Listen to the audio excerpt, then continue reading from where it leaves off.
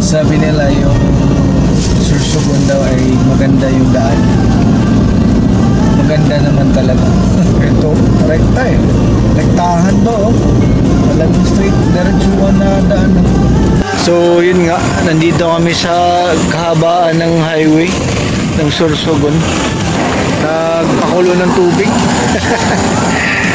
Nakakantok eh, kape muna.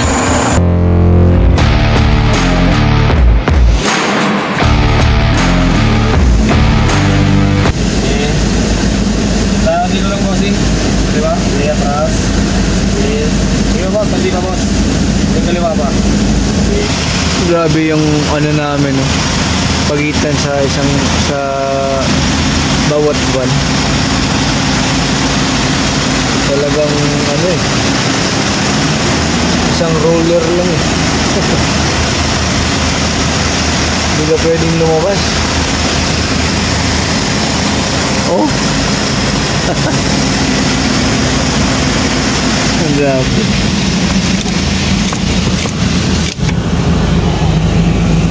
So anyway, ang gagawin namin is ano na lang, kasi nakita niyo naman sa video, di ba? Talagang yung pagitan namin sa sasakyan dito sa loob is ano talaga eh, isang ruler lang siguro yung ano eh, yung distansya eh. So talaga mahirap lumabas. So dito na lang kami sa sasakyan. 1 hour lang naman yung biyahe, 1 hour to 1 hour and a half. So tulog na lang kami ulit. Nagising lang ako bigla na kanina na tinawag na pala kami, papasukin na. So dito muna kami. Time check 11:40 PM. So hopefully dating natin is mga 1, ganun siguro, 1 AM. So tingnan na lang natin kung ano yung susunod pagdating namin dun. Basta yung plan namin is siguro mag stay muna sa Matnog. Dun pagdating is mag-rest muna saglit. Hintayin namin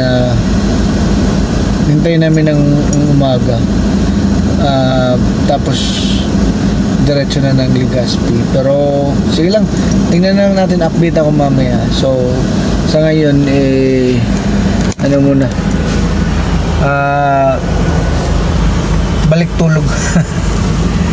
Kasi ano antok pa rin. So sige, update mamaya. So yun na nga, nasa Matnog, Luzon na kami. Yes. We made it. So ito na, ito na talaga yung pinangarap namin.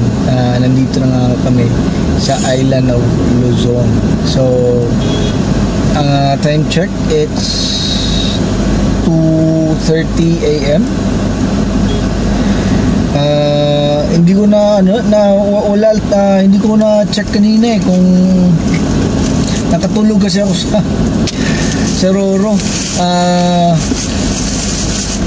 Yung pag-alis namin mga ano lang siguro 11:40 plus. Salamat, na-check ng asawa ko pala yun. Mga 10 minutes lang nakatulog na kami kagad eh.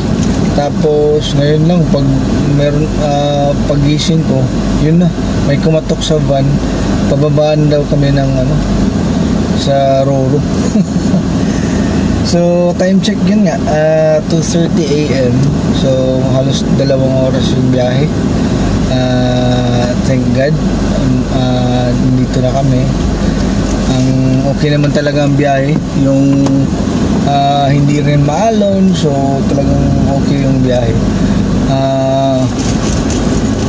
Nag-stop lang ako saglit dito sa labas ng barko. Kasi gusto ko munang makita yung lugar. ang Matnog Roro Port is talaga ang daming truck ang daming truck na nakapark. So di ba kanina gusto sana naming magstay dito saglit at siguro siguro magpahinga muna hanggang umaga, pero daming truck, walang lugar na pwedeng ano ka magstay. Baka ano pa baka hindi rin pwede. So ang plano namin ngayon is didiretso ng Legazpi. Okay, so yun, daming van, no? Nagapila kami palabas, daming van lahat high ace, commuter, halos lahat. Grabe. Okay, so palabas na kami. Ito na nga yung famous arc. Welcome to the island of Luzon. So we are here. Touchdown. Thank you, Lord. We made it. Medyo malayo rin talaga yung pinunta namin. Ano na may baka may babayan. Wala rin. So diretso na ito na. Ang dilim pa. 2:30 AM yung officially touchdown ng Luzon. 2:30 AM. Woo! So yun na nga, diretso tayo ng Legazpi City. Sabi nila yung Sursugun daw ay maganda yung daan. So far maganda naman talaga. So ini-enjoy lang namin habang binabaybay namin ang highway papuntang Legazpi. Medyo maambon maambon.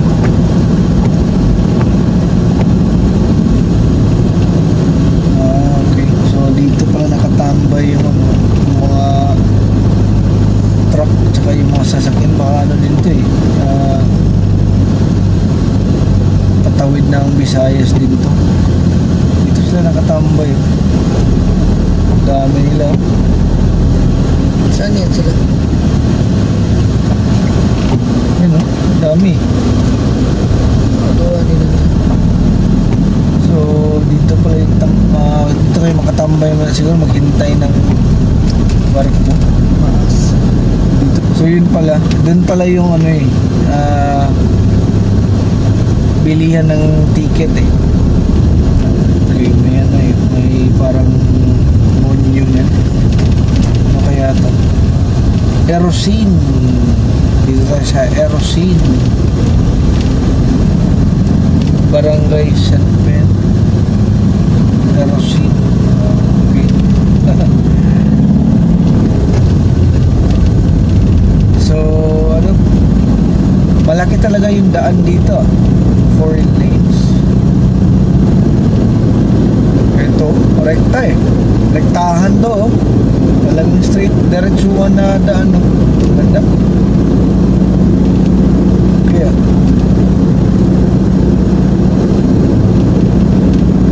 diretsuhan yung daan. Naghahanap kami ng lugar kung saan pwedeng mag-init na magpapakulo. Mag-init na tubig. Mag-init na. Magpapakulo ng tubig pala. Magpapakulo ng tubig kasi magkape. Ay, dito mo. Oh. Diyan na. Sa gilid ba? Ha? Wait, tabi ako. Okay na dito May marami namang ilaw sa gilid ng daan. Diyan na lang. Pakulo ng tubig lang naman yung hinahanap namin. Tapos may kape naman kami. So dito na. Highway naman Pakulo ng tubig. Ngayon lang U-turn kami. Doon kami banda sa may talaga. May ilaw. Ito. Dito. Parang palayan to isang malaking palayan. So dito na. Ayan. Dito lang. Marami namang dumadaan. Sige, wait lang. Ihanda ako muna. So, yun nga. Nandito kami sa kahabaan ng highway ng Sorsogon. Nagpakulo ng tubig. Nakakantok eh. Kape muna. So, may ilaw naman yung highway. So, dito na. Diretso na. Tas lang, mag-ready ng coffee. Tas diretso lang yung biyahe na kagad. Sige. Mamaya na, na kami. Tapusin muna namin to. Yung pinakulong tubig. Okay. Parang nasa na kami. Sorsogon Sentro yata to eh. Wait. Na kami. Pinapa-right. Parang dito na eh. Pa-right. Okay. So right tayo dito.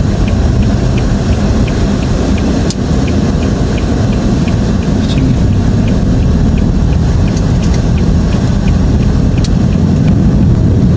Region 5.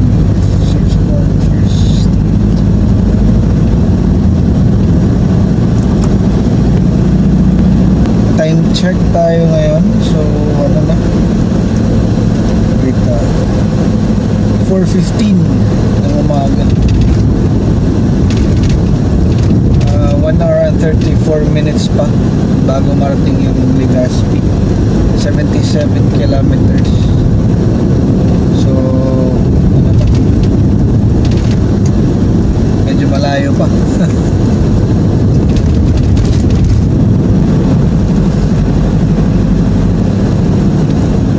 Hanap kami ng gasoline station.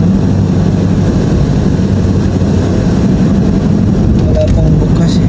So sige lang, okay pa naman, may gitna pa yung namin yung gas. Sorsogon proper pa left. Okay, may this way to Manila. Yan. Yan sa right is siya Gubat, papuntang Gubat. Ito, gas na tayo dito. May petrol. Gas na tayo. Gasoline station naman. Petrol CR ka o petrol? Asan? Tanong na kami CR. Wait lang. May CR man.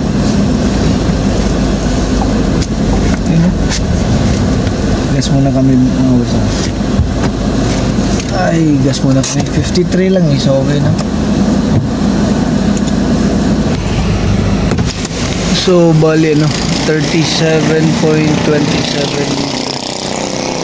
2,000.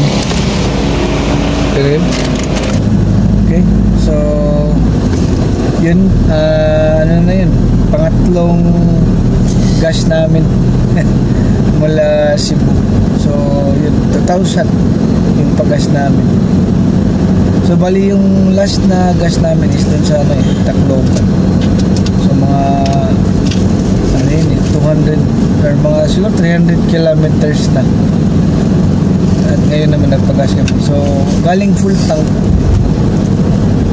sa Tacloban hanggang dito sa Sorsogon, mga 300 plus kilometers, nagpagas ako full tank ulit, 2,000 pesos. Okay na yun. So sige, diretso muna kami. Diretso muna yung biyahe natin. Nasa SM Sorsogon kami. Ito po ito na. May annex din pala sila. Annex. Pero mahilig pala yan si SM pag annex sa annex. Meron parking space dito. Ganda ng daan dito sa left side. Kamukha rin dito sa kabila. Parang nila, parang boulevard, gano'n. Parang Baywalk. Parang Baywalk yata to eh. Baywalk ng Sorsogon. Malaki din pala yung Sorsogon. Sorsogon. malaking syudad pala siya. So, okay. So, umaga na. Bali ano na eh, 5:15 AM. So, nasa ano kami? Sa Albay na kami yata eh. So, malapit na kami sa yung sa Mayon Lodge. Kasi gusto ko munang puntahan yun para ano, magtanong lang ako kung magkano. Hindi kami mag-stay doon ngayon. Tanong lang ako muna. Baka pagbalik namin eh, mag-stay kami dyan pag pauwi na kami. Pero ang plan namin today talaga is ano na lang, napag-usapan namin ng basis ko na diretso muna kami. Bali, diretso lang yung biyahe namin. Hanggang abutan kami ng papuntang lunch. Kasi kadalasan, di ba, yung check-in time na ano, na mga pension or mga ganun, hotel or inn, doon yun eh. So, kung saan kami aabutan ng ganong oras, eh, hahanap na kami ng lugar. Ano muna kami, mag-check-in muna kami ng ano, inn or pension house. Mura lang. Siyempre, para makapag-budget din. Kasi mahaba-haba pa itong biyahe na to. So, yun. Check-in muna kami para makapag-rest ng maayos, makapag-recharge ng mga gamit, gano'n. Makapag-freshen up. Para sa susunod na araw eh, or bukas, rekta na kami ng Nueva Ecija. So, malayo yun eh. So, you know, Mayon Volcano, nakita na namin first time. Ang ganda.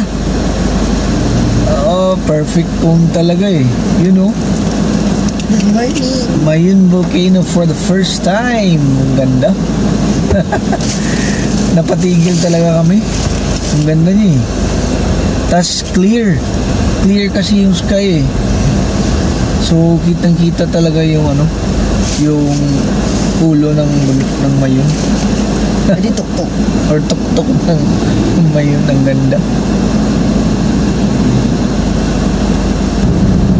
Ano talaga, nakakamangha. Ayun pala talaga magandang view. Ano? Yun pala talaga yung magandang view kasi nakita siya. Talagang ano pala siya, perfect cone pala, pala talaga yung Tama pala yung sabi sa tabi. Oo, tama pala yung sinabi ng libro. Libro. Sana may ano pa eh. Sana may lugar pa na mas makita namin ng malapitan. Pero parang ano lang talaga, napatigil kami kasi talagang first time. Yun talaga yung bumungad sa harap ko eh. Pagliko ko sa daan.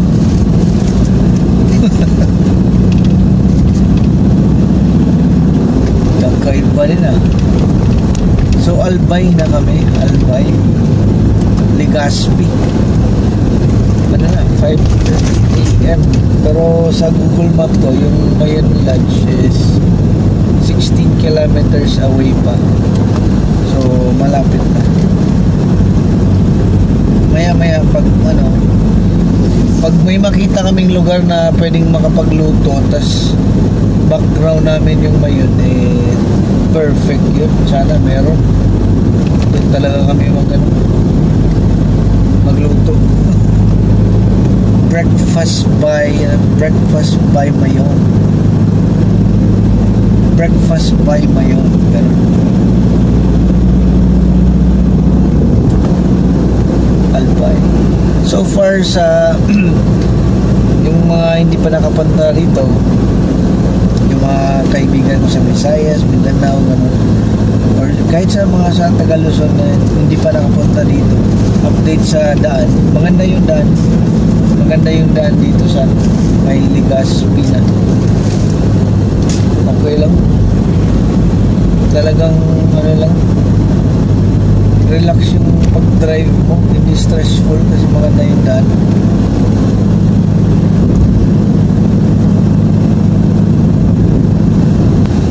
Mayon.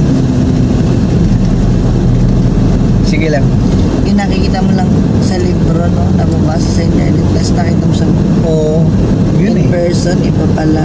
Iba pala eh. Iba yung, di ba, may parang effect sa sa'yo, di ba? Parang may effect sa ano eh. Iba yung effect niya eh. Parang, basta. Parang na-re-energize ka. Parang ganun. Parang may na-unlock. Yun nga yun. May parang mayon unlock. Mayon unlock. Yun na yun eh. Mayon unlock. So, yeah, yun o. Ang laki. Nak, tingnan nyo yun, nak. Mayon o. Di ba? Ang ganda o. Perfect na perfect talaga o. Nakita tawa na. No. Mayon volcano. Tara. So, yan naman o. Ibang angulo na naman. Ang laki niya talaga, grabe. Oo, ang laki niya eh. Ano talaga siya iba sa personal, parang perfect ko na malaking bundok sa harapan mo. Nag-iisa lang siya eh. Kadalasan kasi, di ba, pag parang mountain ranges yan eh.